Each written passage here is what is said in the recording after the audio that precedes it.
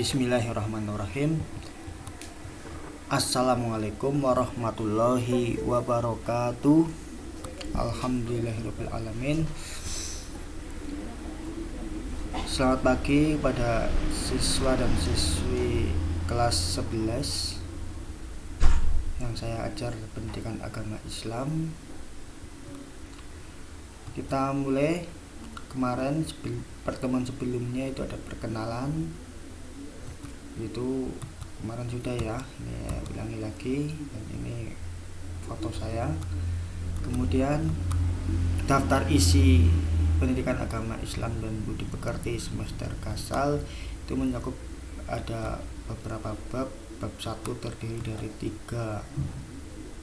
tiga judul, itu ketaatan, kompetensi dalam kebaikan atau kerja. Kemudian bab 2, bab 3, bab 4, bab 5, dan bab 6. Nah, kita bahas yang pertama adalah bab pertama, bab 1, yaitu ketaatan. Nah, judul ketaatan yaitu menelaah Quran surat An-Nisa ayat 59 tentang ketaatan. Saya baca, a'udzubillahi minasyaitonirrajim.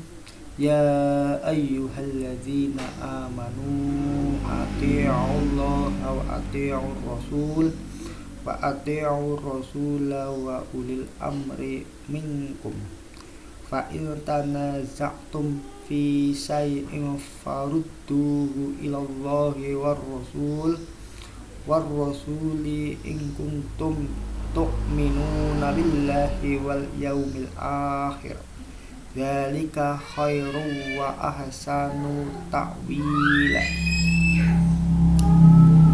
yang artinya, wahai orang-orang yang beriman, taatilah Allah dan taatilah Rasul Muhammad dan ulil amri, pemegang kekuasaan di antara kamu. Kemudian jika kamu berbeda pendapat tentang sesuatu, maka kembalikanlah kepada Allah Al-Quran dan Rasul sunnahnya. Jika kamu beriman kepada Allah dan hari kemudian, yang demikian itu lebih utama bagimu dan lebih baik akibatnya. Ini arti Quran surat An-Nisa ayat 59. Kemudian arti perkata Quran surat An-Nisa ayat 59. Di sini ada beberapa, tidak semua, yaitu biasanya ini akan keluar pada waktu ulangan harian nanti atau kuis nanti, pada waktu ada soal yang akan saya share nanti. Ada kolom kata yaitu alladzina amanu, yaitu maknanya ada orang-orang yang beriman. Ati'u, taatlah kamu. Ulil amri, pemimpin. Berarti kalau kita mendengar kata ulil amri itu artinya adalah pemimpin. Minkum, di antara kamu. Fa in tanaza'tum, jika kamu berbeda pendapat. Kemudian di sebelah kanan itu ada kata, kolom kata ilallah, kepada Allah. In kuntum, jika kamu. Tu'minuna, kamu beriman. Al yaumil akhir, hari akhir atau hari kiamat. Dzalika, hal itu arti perkata Quran surat An-Nisa ayat 59. Diingat-ingat dan pelajari pada waktu nanti akan saya keluarkan pada waktu di soal ulangan harian atau kuis. Asbabun nuzul Quran surat An-Nisa ayat 59. Asbabun nuzul itu artinya adalah sebab turun Quran surat An-Nisa ayat 59 turun. Itu ada sebab akibatnya.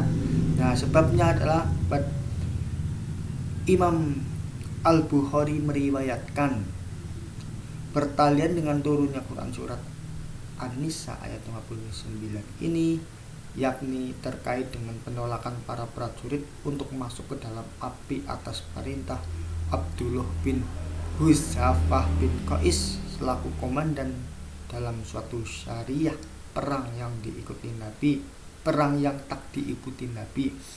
Mereka kemudian mengadu kepada Nabi Shallallahu Alaihi Wasallam tentang batasan taat kepada ulil amri. Maka turun ayat ini sebagai jawaban atas problema yang mereka hadapi.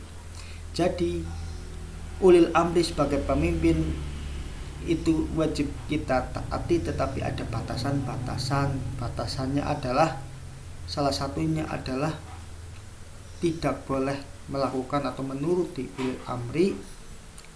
Misal ulil amri itu menjauhkan kita dari Allah dan Rasulnya, seperti itu contoh singkatnya. Dan di sini singkatnya adalah untuk memerintah Abdullah bin Hudzaifah bin Qais selaku komandan dalam suatu syariah perang yang tidak diikuti Nabi, yaitu adalah terkait dengan penolakan para prajurit untuk masuk ke dalam api.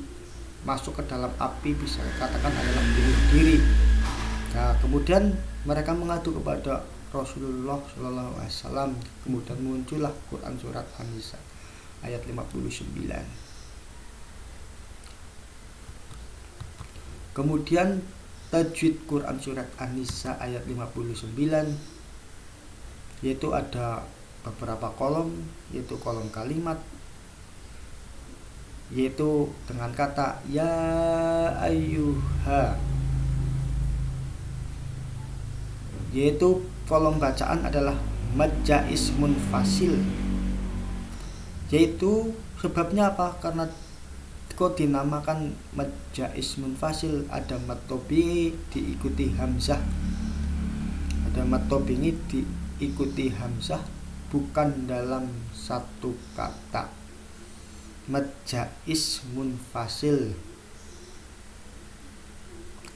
Ulangi, ada mad tobi'i diikuti hamzah, diikuti hamzah dalam satu kata.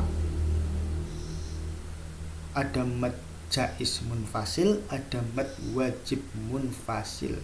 Berarti satu kata yaitu ya ayyuhal, ya ayyuha, itu ada tanda, biasanya ditandai dengan tanda 5 harokat, kemudian diikuti dengan alif. Alifnya itu bukan alif bengkok tapi alif lurus.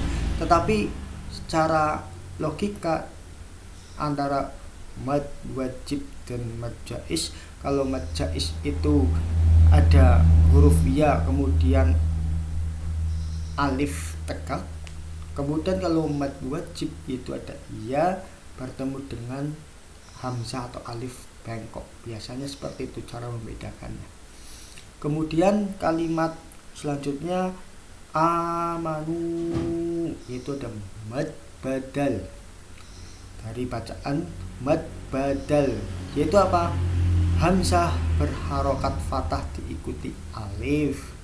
Hamzah, ada hamzah berharokat diikuti alif, mad badal.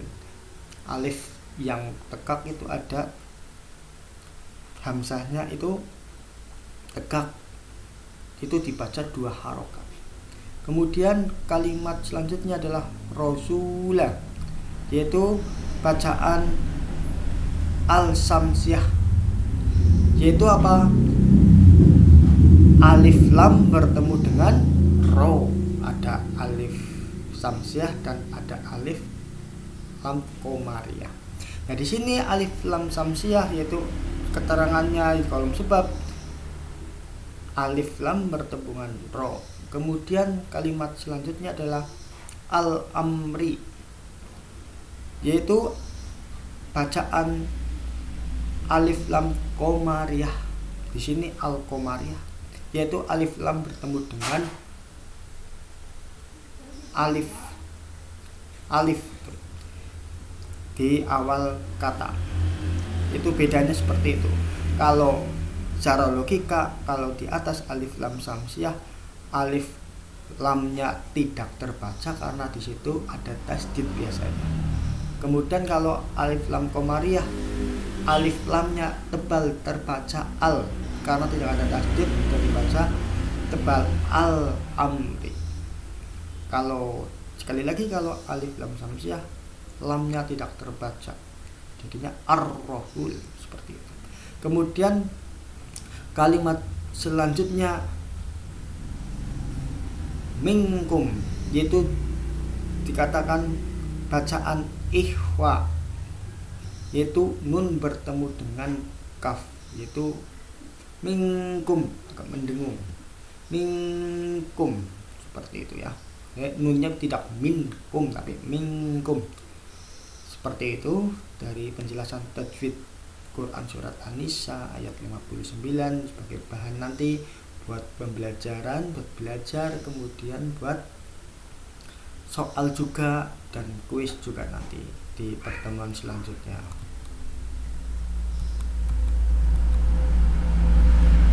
Kemudian sebagai upaya memahami lebih jauh, karena judul utamanya adalah ketaatan, tadi sudah ada dalilnya dari Quran surat An-Nisa ayat 59. Sebagai upaya memahami lebih jauh ketaatan, berikut ini penjelasannya. Yang pertama adalah taat di antara disiplin dan beragama yang baik, yaitu taat menjadi faktor penting dalam mewujudkan disiplin baik terhadap diri sendiri, keluarga, organisasi, masyarakat, bahkan dalam lingkungan yang paling besar, yakni negara atau sebuah umat. Berarti taat di antara disiplin dan beragama yang baik, taat yang menjadi faktor penting itu mencakup universal, mencakup seluruhnya. Itu berarti taat dalam arti di sini adalah universal, sesuatu yang baik, entah itu di keluarga, entah itu di organisasi, di masyarakat dan bernegara dan sebuah umat di sini. Yang selanjutnya, ketaatan yang benar adalah ketaatan yang dilandasi hanya karena Allah. Sebagai orang beriman, kita harus taat mentaati Allah dan Rasul dan ulil amri. Dilandasi hanya karena Allah Subhanahu wa taala semata. Berdasarkan landasan ini, bisa jadi ada seorang karyawan yang taat kepada pemimpin. Namun jika ketaatan itu tidak didasari karena Allah Subhanahu wa taala, maka itu tidak dinilai sebagai bentuk ketaatan. Ya, maksudnya kita sebagai bawahan atau karyawan itu kita taat tunduk kepada pemimpin sesama manusia, tetapi manusia itu sebagai pemimpin, tetapi kita lalai sebagai orang Islam, lupa dengan kewajiban kita menyembah Allah. Nah, itu berarti lebih mentaati manusia sebagai pemimpin daripada mentaati Allah karena tidak menjalankan kewajiban sebagai seorang yang beragama. Itu alasannya. Maka dari itu kita taat kepada Allah dan Rasulnya, kemudian di dunia, kemudian bersosial kita taat juga kepada pemimpin-pemimpin kita, baik pemimpin kita di desa, pemimpin kita di sekolah, pemimpin kita di keluarga, bapak, ibu, kemudian di pemimpin yang lebih luas yaitu bernegara, yaitu pada pemimpin-pemimpin kita di negara Indonesia khususnya, itu ya.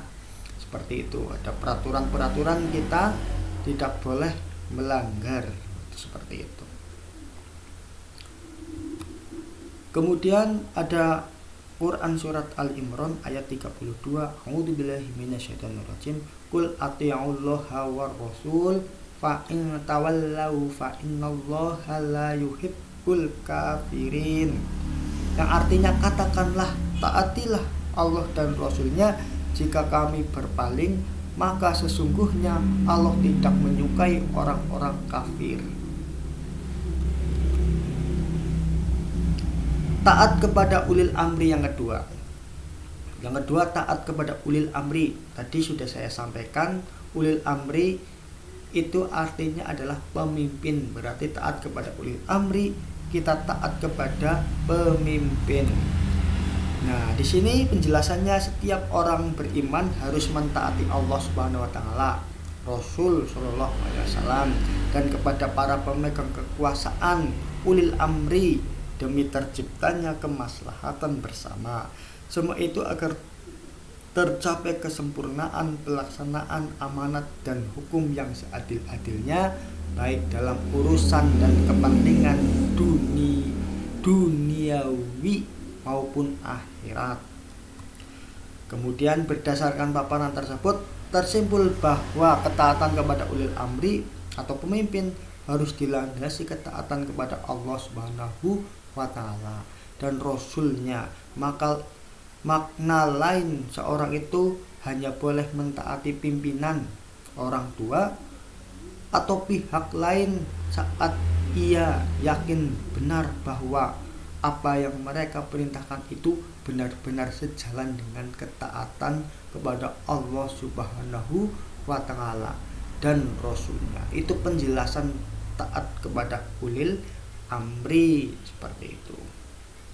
Nah, sekian ini pertemuan kali ini selesai. Kemudian pertemuan selanjutnya yaitu masih bab pertama, yaitu menelaah Quran surat Al-Maidah ayat 48 dan hadis tentang kompetisi dalam kebaikan, arti Quran surat Al-Maidah ayat 48, tajwid Quran surat Al-Maidah ayat 48 dan makna tentang kompetisi dalam kebaikan.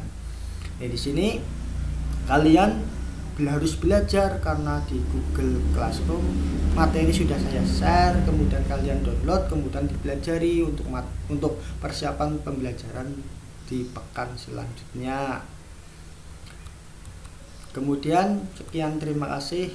Saya akhiri. Apabila ada kesalahan saya mohon maaf sebesar-besarnya. Billahi taufik wal hidayah. Wassalamualaikum warahmatullahi wabarakatuh.